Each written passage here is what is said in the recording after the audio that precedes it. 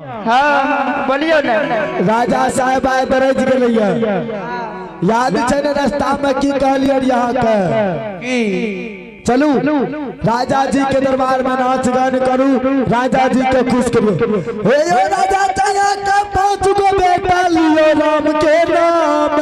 राजा चाया का 5 गो बेटा लियो राम के नाम। राजा चंबली का 5 गो बेटा लियो राम के नाम। राजा चाया का 5 गो बेटा लियो राम के नाम। भोला बाबा के नाम भाई दुर्गा के नाम। राजा चाया का 5 गो बेटा लियो राम के नाम। राजा चाया का 5 गो बेटा लियो राम के नाम।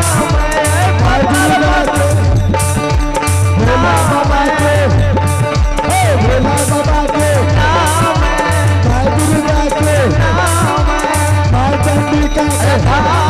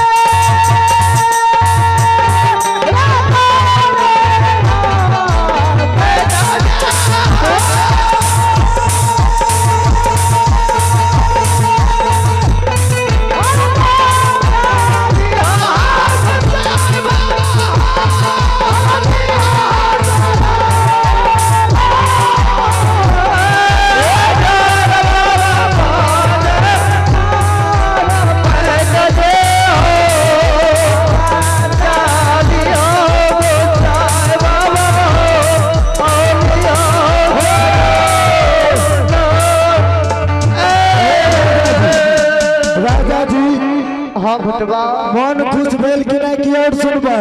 हे पमरिया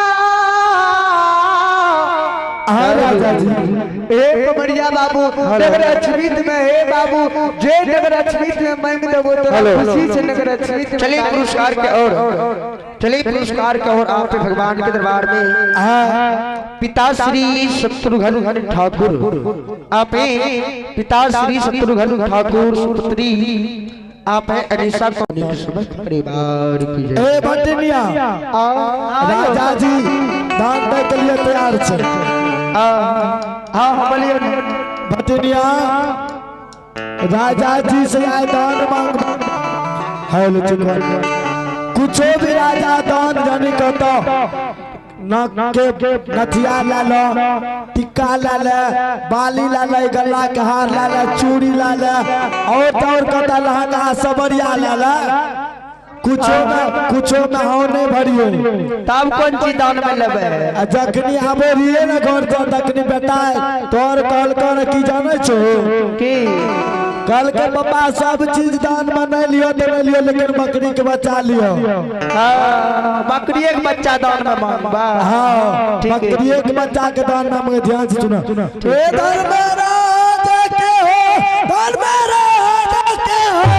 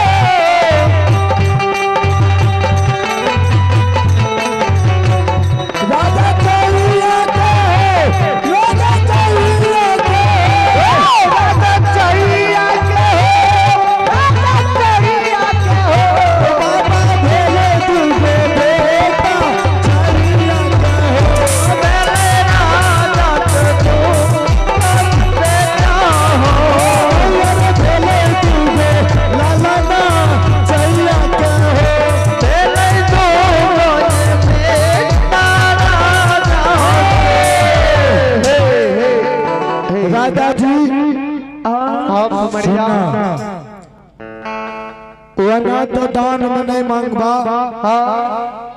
किया कि आदमी के वैल्यूशन खराब भए जाए छै, अगर कोनो चीज मांगे छै तो नहीं दे छै। ए हो पमरिया भैया, हाँ राजा, जे अगर लक्ष्मीत में दान मांगो भैया तोरा दान खुशी से दानबा।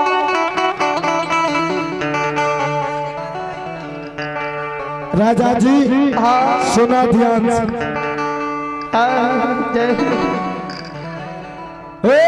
राजा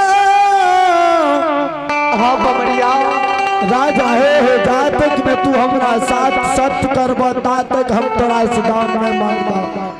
ए हो बमरिया, हाँ ए हो बमरिया ई में साथ करई के। हाँ राजा जी, कोई बात छे हो बमरिया नहीं हो राजा। आइ कल केकरो नवका चीज रहे छे तो कोई मांगल जाए छे तो नवका चीज है छे सिलुंटा, नहीं दे छे दान में तो मन करला खून कर दिए।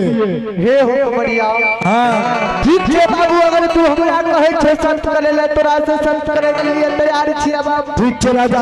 आहो एक साथ करियो ये राजा जी, सतन ये देसा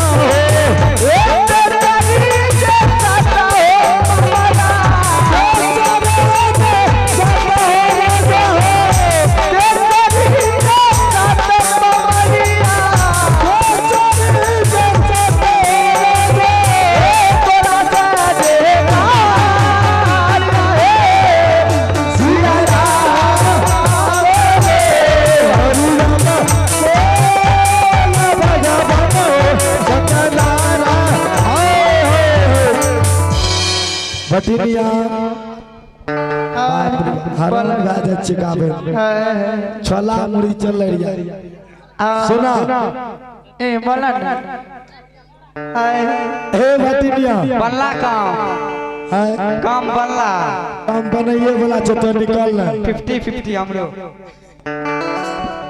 ठीक है तोरा रजिस्टरिए कर नहीं तो रास्ता में जाइए ले तो वो छीन लो हे भटिनिया राजा दे के लिए अपना साथ बकरी के बच्चा और किसान भी क्या ललके चलो राजा जी खुश से अपन नाच गान भजन से राजा से दान मांगबे और राजा के व्यवहार के रखबे ठीक है चलो ना राजा हो गुरु वही के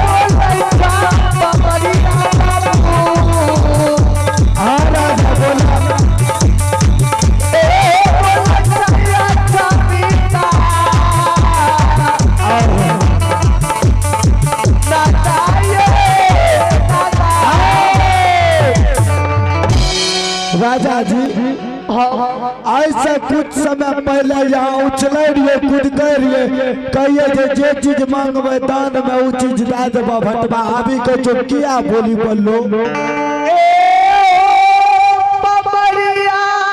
भैया हाँ राजा